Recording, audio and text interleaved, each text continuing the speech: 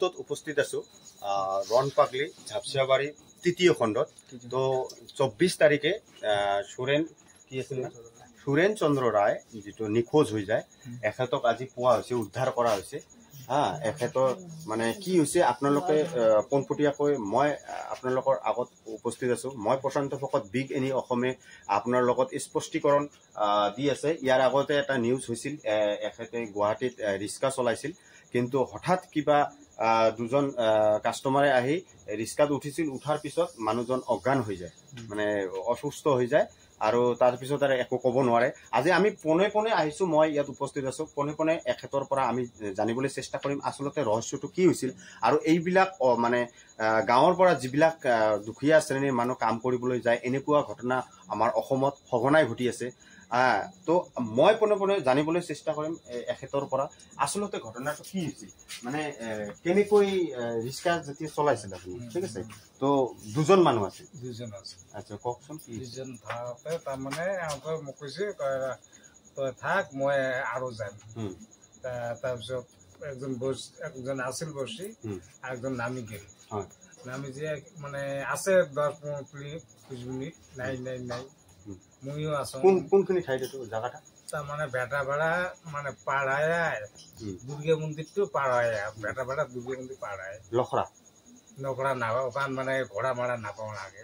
গুৱাহাটী মানে ঘোড়া মাৰা নাপাওতে হাতিকা আমাৰ শিশুৰ বাড়ি, আৰ মানে তোমাৰ বেটাপাড়া শিশুৰ বাড়ি মানে মাজত। আচ্ছা, তাৰপিছত তাতে মানে মোৰা ৰখিলে ৰিক্সাখন ৰখালে। আচ্ছা, তাৰপিছত তাকে তাই আহিম বুলি কল।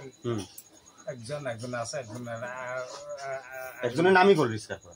আচ্ছা, আৰু একজন ৰিক্সাত আছিল।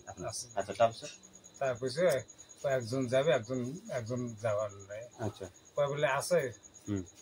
তারপরে খানা পরে মুই নিজে যে না, মুই নিজে কবার নাপাও।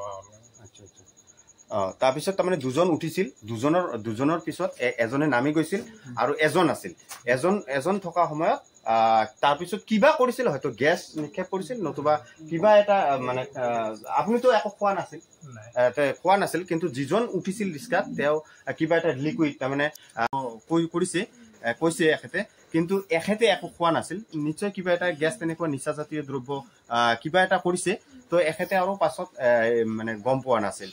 তো এই নিখোজ হোৱা এখেত 24 তাৰিখতে নিখোজ হৈছিল। নিখোজ হোৱাৰ পিছত তাৰপিছত এজাহাৰো দিয়া হৈছিল থানাত গুৱাহাটী থানা লখৰাত এজাহাৰ হৈছিল। এজাহাৰ দিছো আমি। আচ্ছা, আমাৰ শহুৰ আছিল, সৰু শহুৰ, তেওঁলোকে দিছিল। তাৰপিছত থানাইতো একো ৰেচপেক্ট কৰাই নাই। তাৰপিছত তেওঁ যেতিয়া মানে অসুস্থ হৈছিল, অসুস্থ হোৱাৰ পিছত 2 দিনমান পৰি আছিল, নলাত আছিল, ক'ৰবাত আছিল, আমি নাজানো। কিন্তু তেওঁ যেতিয়া অলপ জ্ঞান আহিছে, তেওঁ তাৰপিছতে আহিছে। অহাৰ পিছত মানে এজন দোকানদাৰৰ লগত ওচৰত গৈছিল, যে দোকানদাৰে সুধিছে যে আপুনি ক'ত যাব? তেওঁ কৈছে যে ভেটাপাৰা মই যাম, এতিয়াতো মোৰ লগত পইচা পাতি নাই। তেওঁ দোকানদাৰে 20 টকা এটা আগবঢ়াইছে। সেইটো কাৰণে আমি ধন্যবাদ কৰিছো, ৰাইজে যে সহায় কৰিছে। হয়, তো এনেকুৱা এটা কাহিনী, একেবাৰে মানে দুখীয়া শ্ৰেণীৰ মানুহৰ এনেকুৱা এটা কাহিনী, মানে কাহিনীটো শুনিলে আপোনাৰ নিশ্চয় বেয়া লাগিব। আৰু আজি এখেতৰ এই পৰিয়ালটোত মই পোনপটীয়াকৈ আহিছো।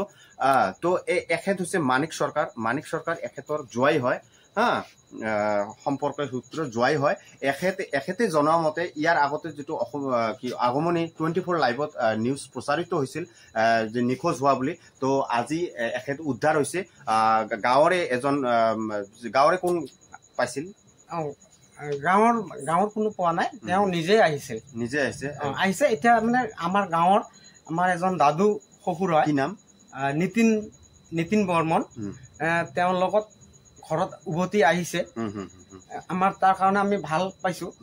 তেওঁ যে ভালে আছে। তো নীতিন বৰ্মন এখেতৰ ওচৰৰে গাঁৱৰ, এখেতে কিবা গুৱাহাটীত লগ হৈ এখেতক লৈ আহে। তো এনেকুৱা মানে বাহিৰত গৈ গুৱাহাটীত কৰ্মসূত্ৰে ৰিক্সা চলাই পৰিয়ালটো পোহপালন দিছিল।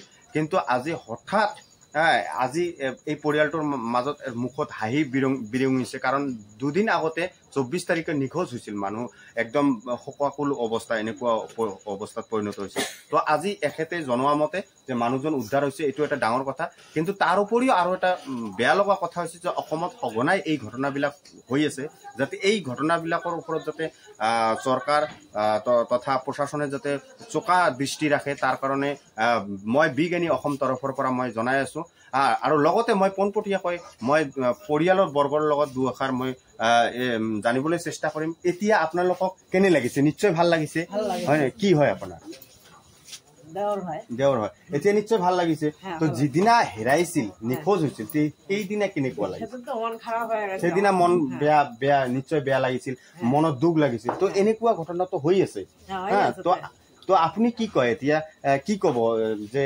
ৰাইজৰ যে মাজত যে এনেকুৱা হয় আপুনি কি কব এতিয়া